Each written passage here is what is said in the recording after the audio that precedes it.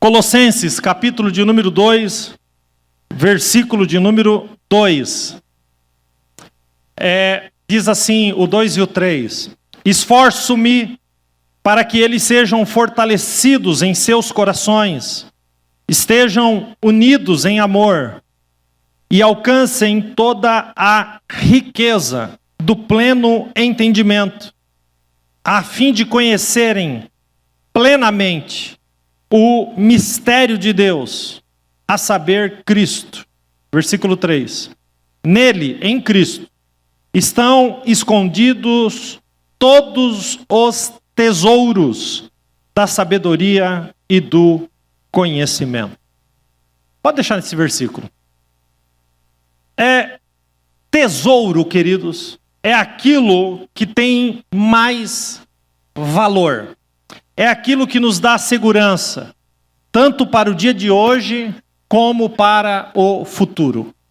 Nesses dois textos, observe como o texto vai seguindo. No primeiro versículo, ele fala que fortalecidos em um coração e unidos em amor. Observe que as palavras estão no plural, porque fala do convívio da igreja, fala da comunhão do corpo de Cristo. Não é algo a ser alcançado sozinho, mas ser alcançado como família, a família da fé. Então ele diz que fortalecidos no coração, unidos em amor, a gente juntos possa alcançar. O texto diz que alcancem escute a palavra, toda a riqueza. Começa com riqueza. Toda a riqueza, mas de que riqueza ele está falando? Riqueza do pleno conhecimento, ou seja, com o objetivo de que a gente conheça plenamente o mistério de Deus. Quem é o mistério de Deus? O texto vai dizer, a saber, Cristo. Aí ele vai mais longe. Nesse Cristo, que é o mistério de Deus, e que ao alcançarmos o entendimento, somos enriquecidos. Ele vai dizer, nele estão, esse texto, escondido todos, não é um, não é algum, não é qualquer, são todos os tesouros de sabedoria e de conhecimento. Sabe, quando eu era criança, adolescente, eu nasci em 1978, por isso ali no final da década de 80, começo da década de 90, todos os filmes que existiam eram filmes que envolviam algum tesouro. Né? Alguém que ia achar um tesouro, que achava um lugar. Filmes que tinham o mapa do tesouro. Né? E no mapa do tesouro tinha lá uma ilha que nem existia em outro mapa. E naquela ilha tinha um ponto específico. Às vezes uma árvore, às vezes um monte de pedra, às vezes um campo. E ali tinha um X no mapa.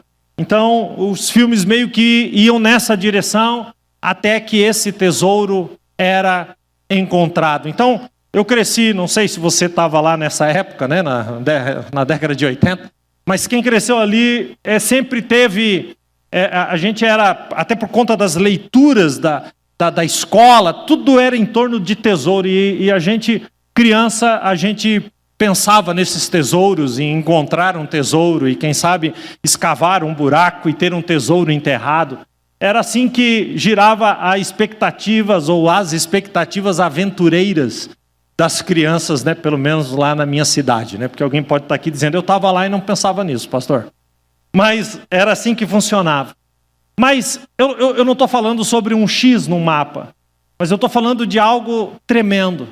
E o tesouro, como eu disse, é aquilo que tem mais valor para a gente, que nos dá segurança, não somente para o presente, mas também para o futuro. Essa é a definição de tesouro. E Jesus vai dizer em Lucas capítulo 12, versículo de número 34, ele diz, pois onde estiver o seu tesouro, ali também estará o seu coração. Onde o nosso coração está, o próprio Senhor diz que aquilo é o nosso tesouro. E é claro, queridos, que existem tesouros enganosos, tesouros mentirosos, tesouros passageiros, tesouros que iludem. Mas a Bíblia, Jesus apresenta, e a palavra de Deus nos apresenta, um tesouro que não se corrói, que não se queima, e que é guardado no próprio céu. É um tesouro precioso. O Mateus capítulo 13, 44, Jesus também vai dizer que o reino de Deus é como um tesouro escondido em um campo. Então, certo homem, tendo encontrado esse tesouro, escondeu-o de novo, foi e cheio de alegria, observe essa frase, cheio de alegria, vendeu tudo o que tinha e comprou aquele campo, por causa daquele tesouro. Observe o que Jesus está ensinando. Por causa do tesouro encontrado, nada mais fez significado na vida daquele homem. Nada do que ele havia conquistado fez significado na vida daquele homem. Nada do que aquele homem havia construído fez significado mais para ele. Porque ele encontrou um tesouro. E por causa desse tesouro ele abre mão. A Bíblia diz que ele vende tudo que tem. E vai lá e compra aquele campo por causa daquele tesouro. Observe que onde Jesus vai colocando a importância desse tesouro. Disso que nós lemos ali. Nele, em Jesus, estão escondidos todos os tesouros. E a Bíblia fala de verdadeiros tesouros que devemos desejar e nos alegrarmos com ele. Mas para encontrarmos o tesouro, a gente não precisa apenas, como disse, de um mapa com um X. A gente precisa compreendê-los. A compreensão é extremamente importante. Escute, fortalecidos em seu coração, estejam unidos em amor, alcancem toda a riqueza do quê? Do pleno conhecimento. Então, não é apenas, como disse, um X no mapa, mas é conhecer, compreender. E Paulo fala desses tesouros que estão escondidos em Jesus de sabedoria e de conhecimento. Se fosse para simplificar, eu diria que Jesus é o X do mapa. Jesus é o objetivo, encontrá-lo, descobri-lo, escavar e ir profundo naquilo que é a pessoa de Cristo. Eu diria que encontrar Jesus é a experiência da salvação. Quantos aqui já foram salvos em Cristo Jesus? Diga amém. Mas escavá-lo é a experiência da maturidade e do conhecimento e sabedoria. Então, queridos, quando a gente olha para Cristo, o texto, volta no 2 ali, por favor, a parte final diz, a fim de conhecerem plenamente o mistério de Deus, a saber, Cristo. Observe esta frase, conhecer plenamente, não é conhecê-lo superficialmente. Antes de seguir, eu gostaria que você fizesse uma avaliação. Como você conhece Jesus? Se o Jesus que você conhece é uma religião, você está equivocado. Jesus é muito mais do que isso. Se o Jesus que você conhece é o lugar que você vem no domingo, ali Jesus é aquilo ali no domingo, você também está equivocado. Jesus não é apenas isso, não é conhecê-lo superficialmente, mas conhecê-lo plenamente. E por mais que tenha sido, gente, o conhecimento que Paulo tinha, que eu preciso dizer que ninguém aqui, eu diria que ninguém que eu conheço nessa geração, tenha um conhecimento acadêmico, se for comparar a geração, como Paulo tinha. Paulo era um estudioso profundo.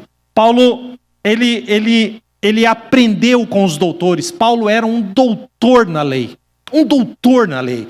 Ele tinha, e eu acho engraçado, né, que às vezes as pessoas, por misericórdia de Deus, muita gente acaba às vezes conseguindo entrar numa faculdade, fazer uma pós, fazer um doutorado, e aquilo ali, de certa forma, corrompe o coração dessa pessoa por achar que Jesus e Deus é coisa para gente menos favorecida, que não tem o conhecimento que eles têm. Eles começam a duvidar de Deus. Muitos entram nas faculdades cheios de fé e saem de lá completamente ateus, porque se baseiam no seu próprio conhecimento. Mas ninguém, gente, nessa geração tinha o que Paulo tinha, o que Paulo estudou, Paulo era um doutor na lei. E quando ele vai escrever Romanos capítulo 11, versículo 33, ele diz assim, ó profundidade, escute isso, essa palavra, das riquezas e do conhecimento e da sabedoria de Deus. Quão insondáveis! Não sei se você sabe como funciona uma sonda num navio. Eles soltam e ela vai, até chegar no fundo. Aquilo é uma sonda, para sondar o mar. Paulo diz que o conhecimento e as riquezas de Deus são insondáveis. Não tem fundo. Não chega, nós não alcançamos. E ele continua dizendo, inescrutáveis são os seus caminhos. Então ele vai fazer 3 perguntas. A primeira, quem conheceu a mente do Senhor? Quem conheceu a mente de Deus? Segundo, quem foi o conselheiro de Deus? E a terceira pergunta, quem primeiro deu alguma coisa a Deus, para que depois exija recompensa? E aí ele vai terminar com esse cântico de vitória. Porque dele, por ele e para ele são todas as coisas, glória, pois a ele eternamente. Amém. Vamos aplaudir Jesus.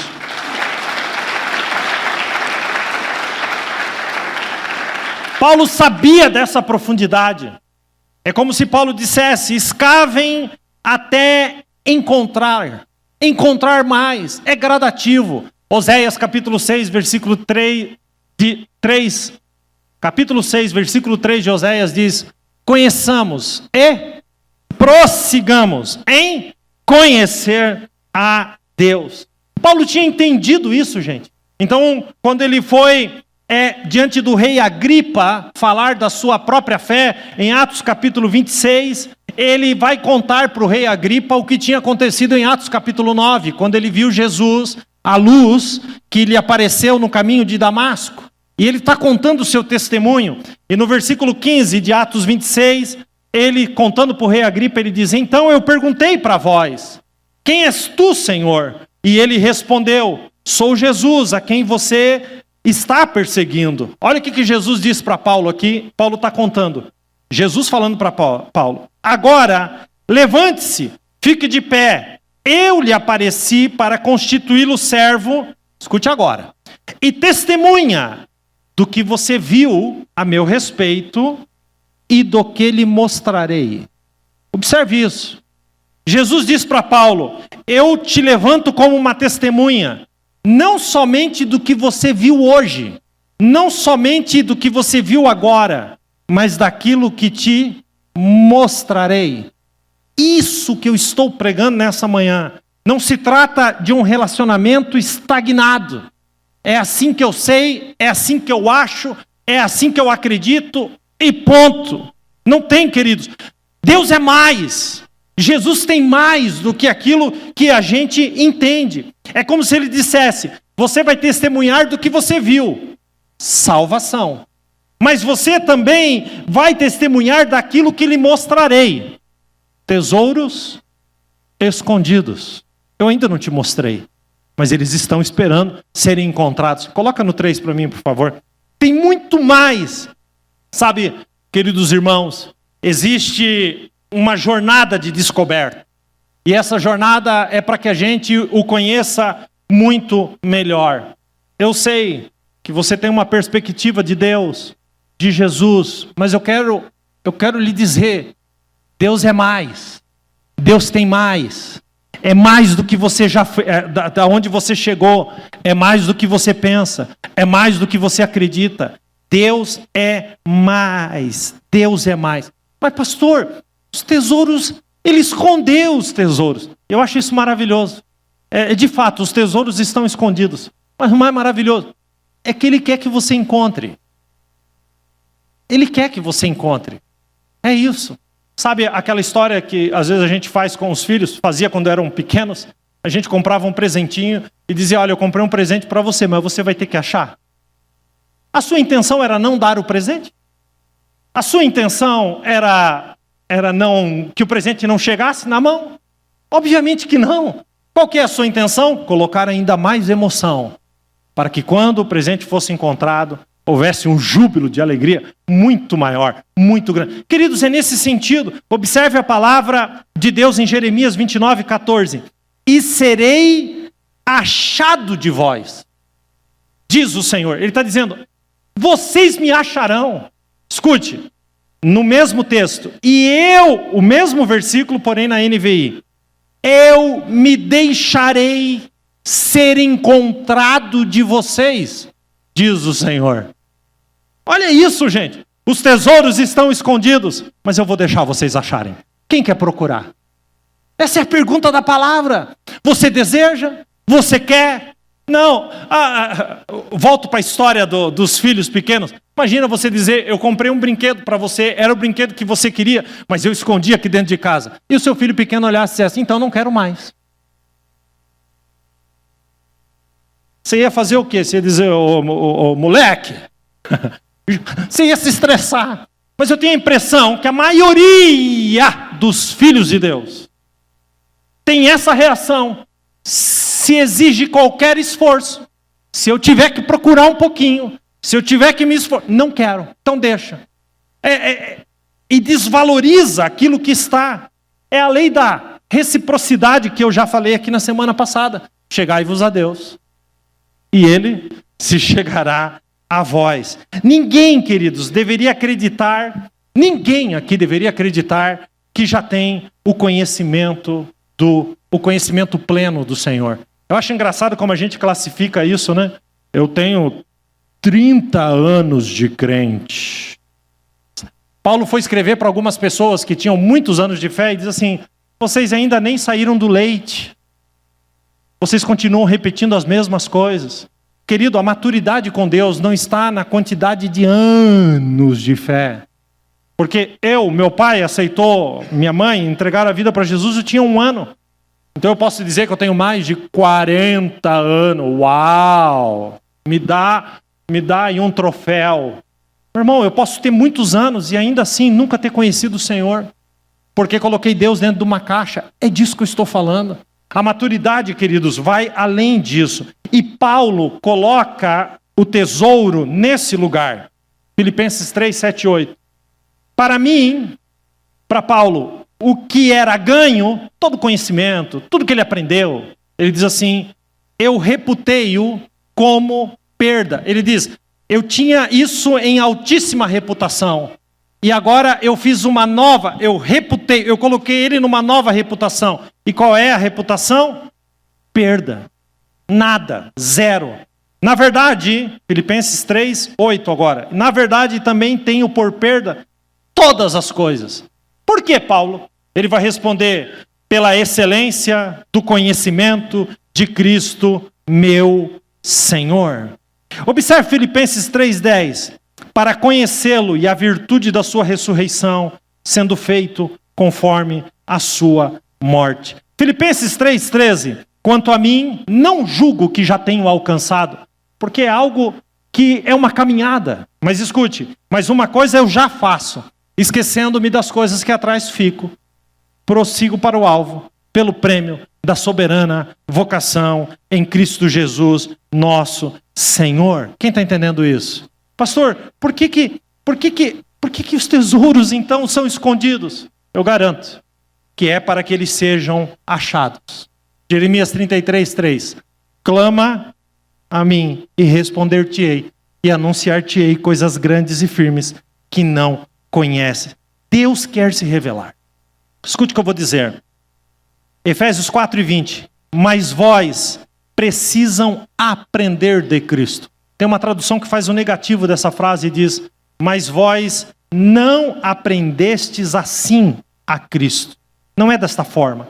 Existe, queridos, uma descoberta na pessoa de Cristo. E Ele nos chama a isso. Eu sei que talvez essa palavra seja frustrante, porque você pode pensar como eu posso aplicar essa palavra na minha semana que está começando.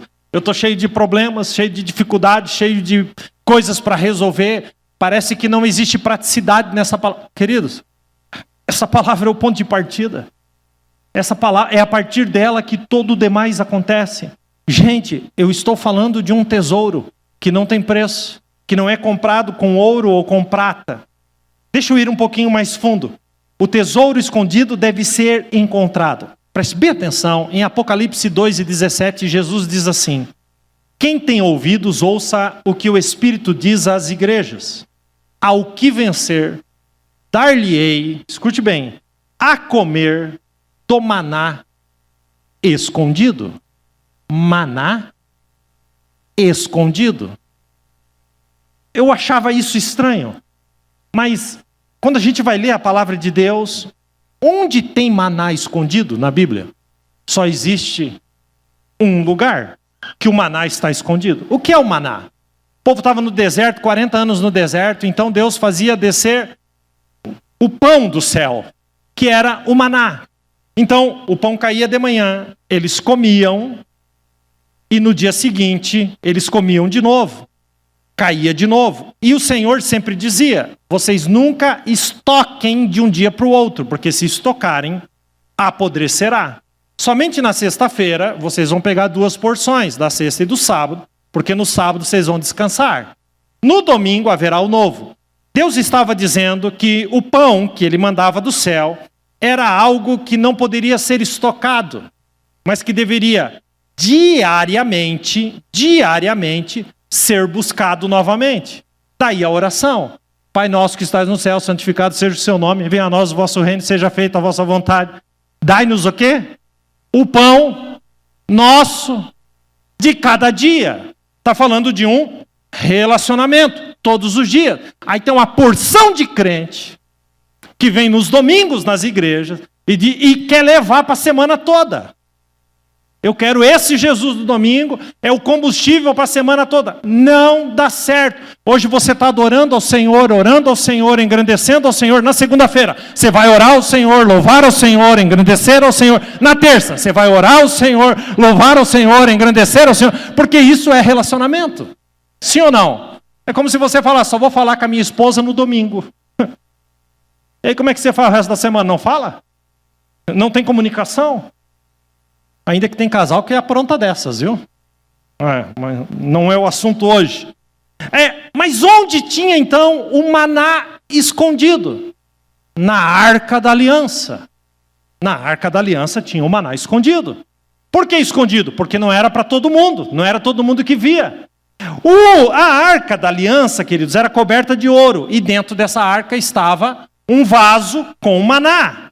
A vara de Arão que floresceu e as tábuas da aliança. Onde ficava a Arca da Aliança? Ficava dentro do tabernáculo. Você passava pelo pátio, lugar santo, e lá dentro dos santos tinha a Arca da Aliança, e dentro da arca tinha o maná, que ficava escondido. Tudo no tabernáculo aponta para Jesus. Eu já fiz aqui EBF, Escola Bíblica de Férias, só para falar sobre o tabernáculo. Tudo aponta para Jesus. E o maná ficava totalmente escondido das pessoas. Aí eu te pergunto, e você me responde, como que eu faço para achar o maná escondido? Então eu tinha que entrar no pátio do tabernáculo, e logo de entrada no pátio do tabernáculo tinha o altar do holocausto, do sacrifício. Então, o primeiro passo para encontrar o maná, eu tenho que passar pelo sacrifício de Jesus. E você quase deu glória a Deus, quase. Veio na ponta, mas você segurou, porque você achou que eu não ia te dar tempo. Ninguém chega no maná se não começar pelo sacrifício. Depois, ainda no pátio, tinha a pia de bronze, onde eles se lavavam, porque ninguém chega no maná se não passar pela purificação dos seus pecados. Glória a Deus, já começou a apertar. Aí você entrava no lugar santo. Ninguém chega no maná se não passar pelo candelabro à esquerda, porque Jesus é a luz do mundo. Ninguém chega no maná se não passar pela mesa dos pães, porque Jesus é o pão da vida. Ninguém chega, queridos, no maná se não passar pelo altar de incenso, porque ele merece toda adoração e que toda a nossa adoração suba como incenso suave a Deus. Ninguém chega, calma, você vai aplaudir no final, segura, vai dando só glória a Deus por enquanto. Aí você entra no Santo dos Santos E lá tem a Arca da Aliança, feita de madeira de acácia, madeira ruim, madeira do deserto, mas coberta por ouro. É assim a natureza do crente. A gente não presta, a gente não vale nada, mas Jesus nos purificou, nos cobriu de ouro, e nós somos santos aos seus olhos. Aí a gente abre a tampa da Arca da Aliança, lembrando que em cima da tampa tem o propiciatório, onde o sangue era aspergido, e 2 anjos olhando diretamente para aquilo. Mas quando abria, você via a vara de Arão que floresceu sem raiz, floresceu sem água, floresceu porque Deus fez florescer. É uma figura de nós mesmos. Nós não tínhamos vida, mas Ele nos deu vida. A vida não veio de nós, a vida veio dele. Tinha também, além, obviamente, da vara de Arão que floresceu, que aponta para esse lugar de ressurreição, as tábuas da lei, porque Jesus foi o cumprimento de toda a lei. E lá dentro tinha um pote, dentro do pote, o maná. Achei o maná escondido.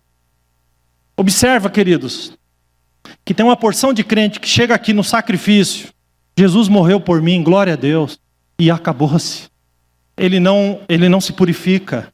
Ele não vira a luz do mundo, ele não tem adoração, ele não tem intimidade, ele não vai onde Deus quer que você vá. É como se ele dissesse, está escondido, mas é só você sair daqui que você acha. Acha. É só você querer. Vai, caminha. A fim, Colossenses 2:2, a fim de conhecerem plenamente o ministério de Deus, a saber, Cristo. O maná aponta para Jesus. Sabe o que Jesus disse uma vez? João capítulo 6, versículo 47. Ele diz, na verdade vos digo, que aquele que crê em mim terá a vida eterna. Aí ele diz assim, eu sou o pão da vida. Escute agora. Vossos pais comeram o maná no deserto, não escondido, o que caía, e morreram.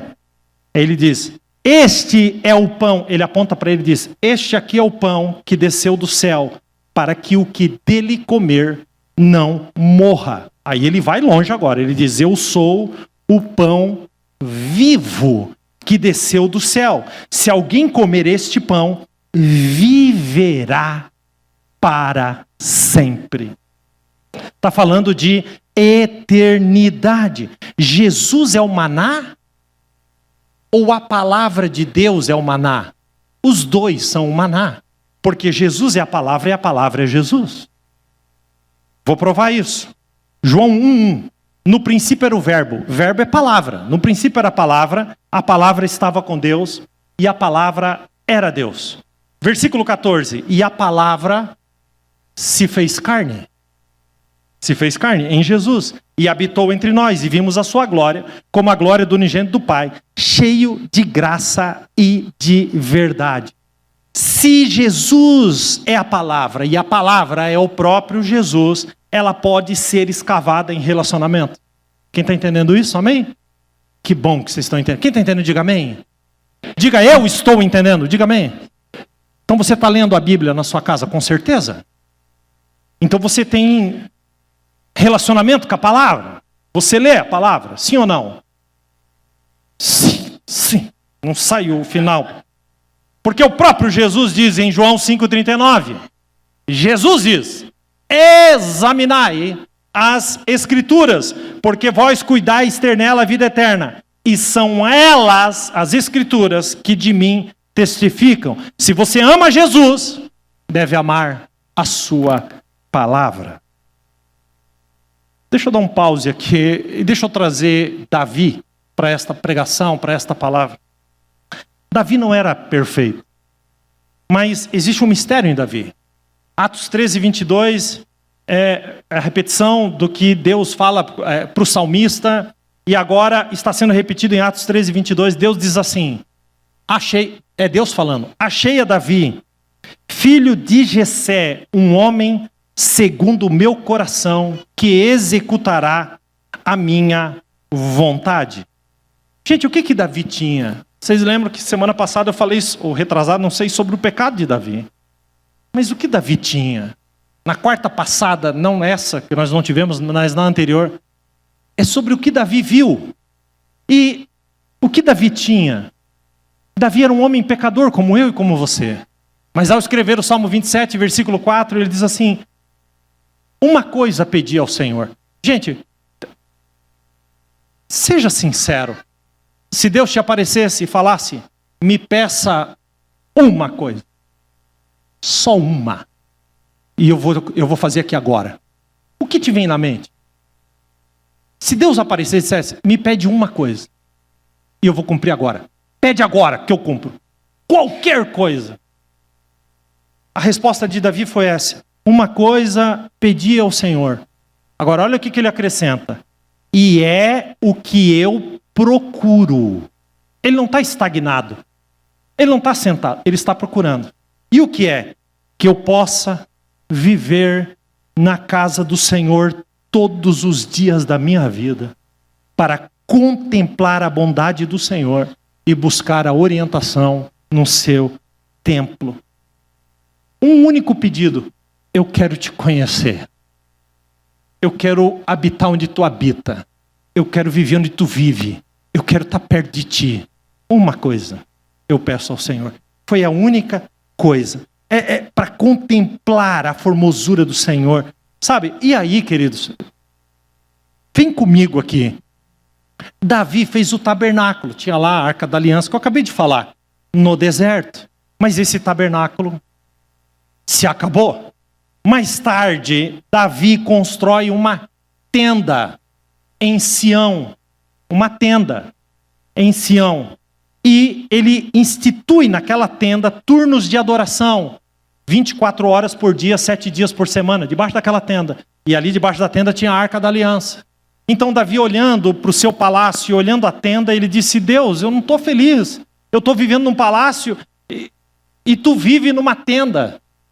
E Deus, me permita que eu construa um templo para ti. E Deus não aceitou que Davi construísse, porque tinha sangue. Davi era um homem sanguinário, de guerras. Ele disse: mas o teu filho vai construir. Então Salomão veio e constrói o grande templo de Salomão. Quem está me acompanhando? Moisés, tabernáculo. Davi, uma tenda. Salomão agora o grande templo. Mas aí vem o Império Babilônico. E o Império Babilônico varre aquele templo da terra. Destrói, acaba, derruba. Quando termina o cativeiro, 70 anos depois, eles voltam novamente. E eles constroem um segundo templo. E aí os profetas testemunharam. E Deus fala: a glória, não a estrutura, mas a glória desse segundo templo será até maior do que a da primeira. Há um esforço de Deus ali. Mas, no apagar das luzes do Velho Testamento, Deus fala algo que me deixa assustado. Deus diz assim em profeta Amós, né? No concílio em Jerusalém, em Atos capítulo 15, eles vão citar o profeta Amós, capítulo 9, versículo 11. Diz assim, olha o que Deus disse: depois disso voltarei e reedificarei a tenda de Davi que está caída. Levantarei das ruínas e tornarei a edificar. E eu olho para isso aqui e digo: peraí, por que não o tabernáculo de Moisés? Por que não o grandiosíssimo templo de Salomão? Ou o outro templo, o segundo templo? Por que Deus quer reedificar a tenda de Davi? Por que Deus quer edificar a tenda de Davi? Ele vai dizer: para que o restante dos homens busque ao Senhor. O restante dos homens, ele está falando não só dos judeus, mas de mim e de você. Para que o restante dos homens busque ao Senhor, sobre o quais o meu nome é invocado, diz o Senhor que faz todas as coisas. Deus olha para trás e decide levantar a tenda de Davi. Está preparado para ouvir isso? Não é porque era bonito. Não é porque era o mais esplendoroso. Mas é porque debaixo daquela tenda, 24 horas por dia, 7 dias por semana, buscava a presença de Deus. Deus diz: eu quero aquele lugar. Eu não quero a beleza daquele lugar. Eu não quero a edificação. Eu quero o que se fazia ali dentro. Buscava minha presença 24 horas por dia, 7 dias por semana. Vocês estão entendendo o que Deus quer de nós, gente? Vocês estão entendendo? Queridos, quem somos nós para ignorar a palavra de Deus? A palavra que nos permite viver uma revelação do Senhor. Sabe, quanto mais palavra, mais você quer compartilhar. É como uma viagem. Sabe, eu não sei se você já teve a oportunidade de ir para um lugar que você queria muito ir e um dia você foi. Você já reparou que quando você volta, você fica bem chato? Você não para de falar para os outros. A gente não foi. Amém que você foi, mas o tempo todo você quer falar disso agora. Ah, porque era assim, porque tinha um riacho, porque tinha uma ponte, porque tinha uma cachoeira, porque tinha uma pedra, porque tinha não sei o quê. E aí depois dessa pedra tinha... E você fica ali, ai meu Deus do céu. Um dia eu vou. Porque a pessoa está cheia daquilo. É algo maravilhoso, ela quer compartilhar aquilo. A palavra, queridos, é isso. Quanto mais você se aprofunda nela, mais dela você quer falar. Mais dela você quer falar. Às vezes comprando pão na padaria, o rapaz da padaria, o Michel começa a falar um negócio para mim, eu começo a pensar nos versículos, assim, olhando para a cara dele, assim. Dá vontade já de falar, dá vontade de ficar ali. Queridos, é quando você está inundado pela palavra, e você quer falar dessa palavra, existe um lugar mais profundo, e eu garanto que você não mergulhou nele ainda, porque eu também não cheguei lá. Queridos, eu posso estar mergulhando, mas é sem fundo. É algo tão maravilhoso. Quer espiar dentro da arca? Quer encontrar o maná escondido? Seja íntimo de Jesus. Eu vou pegar aqui, rapidamente, 2 orações de Jesus. A primeira, Mateus 11. É Jesus falando com Deus, gente. O que Jesus está falando com Deus na oração? Então, Mateus 11. Graças te dou, ó Pai, Senhor do céu e da terra, que ocultaste estas coisas aos sábios e aos entendidos e as revelastes aos pequeninos. Escute isso. Sim, ó Pai, porque assim te aprouve. Todas as coisas, olha o que Jesus vai dizer. Todas as coisas foram me entregues por meu Pai. Ninguém conhece o Filho, senão o Pai. Ninguém conhece o Pai, senão o Filho. Está preparado para ouvir agora? E aqueles a quem o Filho quiser revelar. Ninguém conhece o Pai senão o Filho, ninguém conhece o Filho senão o Pai, a não ser aqueles a quem Ele quiser revelar. Para quem Ele quer revelar? Para aqueles que o buscam. É simples assim. Então ele vai dizer, agora na oração de João 17, ele diz, não peço que os tires do mundo, mas que os livres do mal. Eles não são do mundo, como eu do mundo não sou. Versículo 17 de João 17. João 17. Santifica-os na verdade. A tua palavra é a verdade. O processo de santificação é como se fosse um banho da palavra. Você está tomando um banho aqui nessa manhã. Só que amanhã você se suja de novo. Por isso nós temos que... Você não toma banho todo dia? Cadê o amém, Jesus? O que está acontecendo? Você toma banho todo dia? Glória a Deus! Se você não toma, vem aqui que nós vamos orar por libertação. Banhozinho todo dia, né? Você tomou banho. Não vou te colocar nessa situação se você tomou banho hoje, mas ontem você tomou. Você vai tomar talvez, se não tomou ainda, vai tomar um hoje ainda. Mas volta aqui no próximo domingo, sem tomar banho, desde hoje, e sem fazer a manutenção do Rexona. Volta daqui uma semana, você vai vir igual um pirata, mas no lugar do papagaio um urubu, pousado no teu ombro. Porque isso é natural. O que nos faz crer que a manutenção da palavra da nossa vida, sem a manutenção da palavra na nossa vida, nós vamos nos manter limpos. A gente vai se carregando, se sujando do mundo, das coisas desse mundo. Quem está entendendo isso, amém? Eu quero terminar dizendo que se nós entendermos que os tesouros são encontrados com intimidade, com o Senhor e com a sua palavra. Então nosso coração deve ferver por essas coisas. Então, queridos, o que eu tenho hoje, me dá ali o meu cálice, por favor. Eu quero que você pegue o seu cálice na mão aí. Eu não vou servir, nós não vamos cear agora, mas eu quero só que você pegue.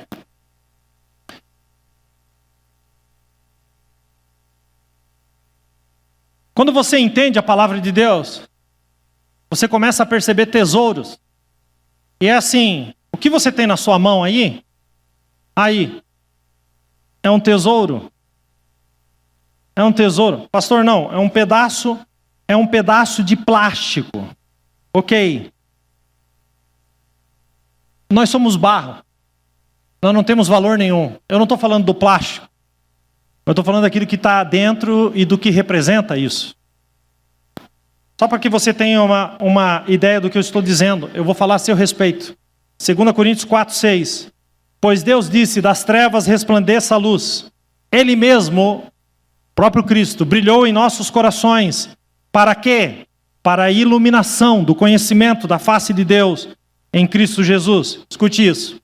Mas nós temos esse tesouro, o conhecimento de Deus, em vasos de barro, que somos nós. Escute, o tesouro não é você. Você é o vaso de barro.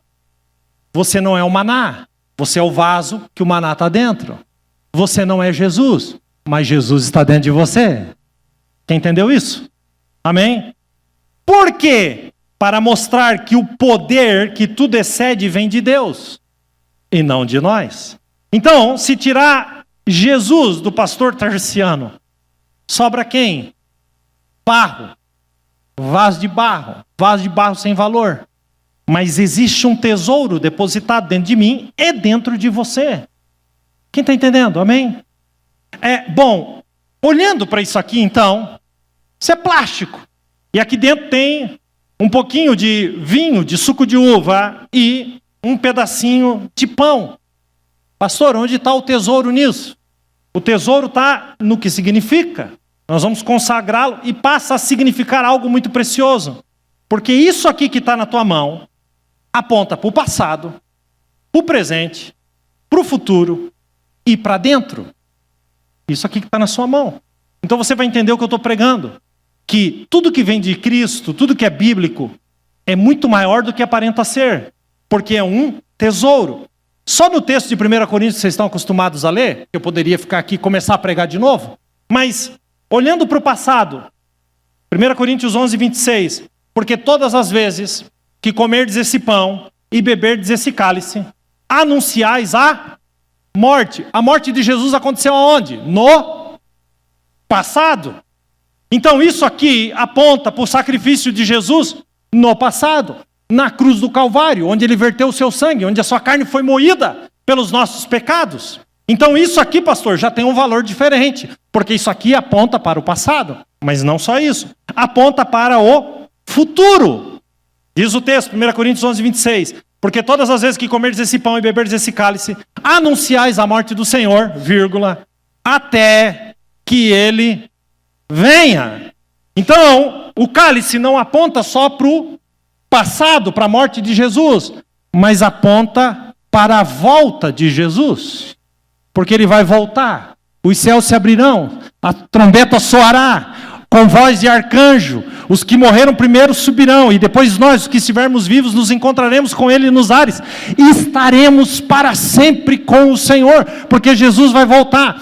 Se você acredita, que bom, porque Jesus vai voltar. Se você não acredita, Jesus vai voltar do mesmo jeito, porque não depende de você crer nisso ou não. Jesus vai voltar. Diz para quem está perto, Jesus vai voltar. Pastor, que tesouro é esse?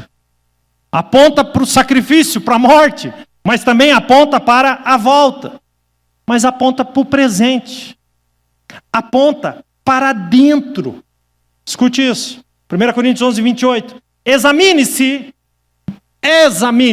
pois o homem a si mesmo. Vou repetir essa frase. Examine-se, pois o homem a si mesmo. A si. Não é para você examinar quem está perto de você. Será que essa pessoa vai tomar ceia? Eu vi o que você postou. Examine-se, pois, o homem.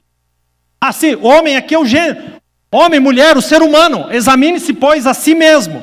E assim coma desse pão e beba deste.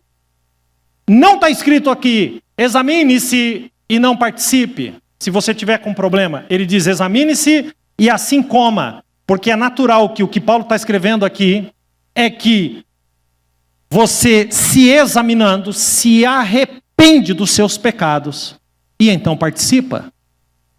Amém? Pastor, então isso aqui olha para o passado. Olha para o futuro. Olha para o presente, para dentro. Olha, mas também olha para o lado. Olha para trás. Olha para frente. Olha para dentro. E agora sim, olha para o lado. 1 Coríntios 11, 33. Portanto, meus irmãos, quando vos ajuntais para comer, esperai uns pelos outros. Então isso aqui também aponta para comunhão. Eu tenho comunhão com Cristo na vertical, mas eu tenho que ter comunhão com os meus irmãos na horizontal. Ó, quão bom e quão suave é que os irmãos vivam em união. É um tesouro ou não é? Está na sua mão. Você vai participar. Só que quantos de nós, mês após mês, participamos disso aqui, como se não fosse absolutamente nada? Uma moeda qualquer. É um tesouro? Queridos, Jesus é um tesouro para você? E eu vou terminar com isso. Jesus é um tesouro para você? Se é um tesouro para você, pode subir aqui. Cadê os músicos aí? Se Jesus é um tesouro para você, então responda para mim. Qual o valor dele para você? Qual a importância dele para você? Qual o peso dele para você? E finalmente, qual a necessidade dele para você? Se ele é o seu tesouro, responda essas perguntas. Ele faz a diferença na sua vida? Salomão, escrevendo Provérbios 2:4, ele diz assim: se procurar a sabedoria, olha o que ele vai escrever. Se procurar a sabedoria, como se procura a prata, e buscá-la, como quem busca um tesouro escondido, então você entenderá o que é temer ao Senhor, e achará o conhecimento de Deus. Todos nós, não tem nada de errado nisso, gente. Amanhã o dia vai começar e você vai levantar. E você vai correr atrás. Atrás do quê? Da prata. Atrás do sustento, atrás do dinheiro. Pastor, tem alguma coisa errada nisso? De jeito nenhum. Paulo, escrevendo aos Tessalonicenses, diz, deixa muito claro. Se alguém não quiser trabalhar, que não coma. O que Paulo está escrevendo? Paulo está dizendo, corre atrás mesmo. Corre atrás mesmo. E é claro que isso é uma necessidade. Às vezes alguém precisa ficar para que os filhos sejam assistidos, mas naquela casa, o sustento daquela casa vem de trabalho. Vem de um trabalho, porque a família é uma só. Pode um trabalhar, dois trabalhar, três trabalhar, quatro trabalhar, não importa. Mas aquela casa é sustentada. E está tudo certo. Mas preste atenção, amanhã você vai pular cedo. Você vai correr atrás do que você precisa para a sua subsistência. Às vezes não só para a subsistência, mas também para as conquistas. Você está conquistando as coisas. E está tudo certo. E que Deus te abençoe. Seja abençoado, que tudo que você coloque a mão haja prosperidade. Mas o que Salomão está escrevendo diz assim, se vocês procurassem a sabedoria, como vocês procuram a prata, se vocês colocassem a mesma intensidade, ele não está dizendo que um está errado, gente. Ele só está dizendo, ele está falando de intensidade. Então você entenderia o que é temer ao Senhor e acharia o conhecimento de Deus. Se você precisar amanhã chegar 1 hora antes do trabalho, você vai acordar 1 hora antes. Mas às vezes não conseguimos levantar 5 minutos antes para ter um momento com Deus. 5 minutos antes. Às vezes a gente fica na televisão até não aguentar mais, mas não desligamos um pouco antes para ter um tempo com Deus. É isso que Salomão está escrevendo. Salomão escreve: se você colocasse a mesma intensidade na sua busca pela prata, na sua busca por sabedoria, então você acharia o conhecimento de Deus. Intensidade. Colocar as coisas no lugar certo. Lembra do texto que eu mencionei no começo? Mateus capítulo 13, 45. O reino dos céus também é como um negociante de pérolas preciosas. Ao encontrar, é Jesus que está falando, ao encontrar uma pérola de grande valor, ele vendeu todas as suas outras pérolas para comprar só aquela. Ele abriu mão de tudo. Ele era um negociante, mas ele abriu mão de tudo para ter aquela. A salvação é de graça, pela graça, mas o discipulado me custa tudo. Me custa disciplina, busca, dedicação e colocar Jesus no lugar certo. Pois onde estiver o seu tesouro, ali também estará o seu coração. Bom, nós vamos agora abrir aqui a caixa de um tesouro maravilhoso. Paulo escrevendo diz: porque eu recebi do Senhor. O tesouro veio dele. Mas olha o que ele faz com o tesouro que ele recebeu. Porque eu recebi do Senhor o que também vos ensinei. Não é só para mim, é para quem mais quiser ouvir. Paulo estava cheio do tesouro. Então ele diz: porque eu recebi do Senhor o que também vos ensinei. E o que é? Que o Senhor Jesus, na noite que foi traído, tomou o pão, e tendo dado graças, o partiu e disse: tomai e comei, este é o corpo que é partido por vós. Fazei isso em memória de mim. Semelhantemente, depois de cear, ele tomou o cálice, dizendo: esse cálice é a nova aliança no meu sangue. Fazei isso todas as vezes que beberdes, em memória de mim. Porque todas as vezes que comerdes esse pão e beberdes esse cálice, anunciais a morte do Senhor até que ele venha. Portanto, Paulo vai dizer: peraí, calma, preste atenção. Portanto, qualquer um que comer esse pão e beber o cálice, tomar posse desse tesouro indignamente, então o que é bênção se tornará em maldição, porque será culpado do corpo e do sangue do Senhor. Então ele diz: antes de receber, examine-se, pois, o homem a si mesmo, e assim coma deste pão e beba desse cálice, porque o que come e bebe para a sua própria condenação, come e bebe, não discernindo o corpo de Cristo. Sabe o que é não discernir o corpo de Cristo? É tomar isso daqui sem entender o que isso aqui significa. Mas nessa manhã você sabe o que significa. Eu te expliquei. Você sabe. Você sabe o tesouro que tem. Você sabe a importância que tem. Por isso, eu convido você a colocar Jesus nesse lugar da sua casa, da sua vida, o tesouro de grande valor.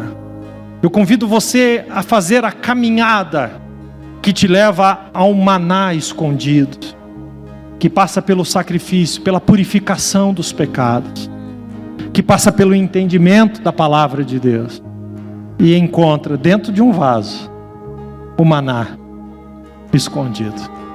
Queridos, e o mais maravilhoso, e aqui eu vou encerrar, é que o maná está escondido dentro de um vaso, mas quando eu encontro o maná,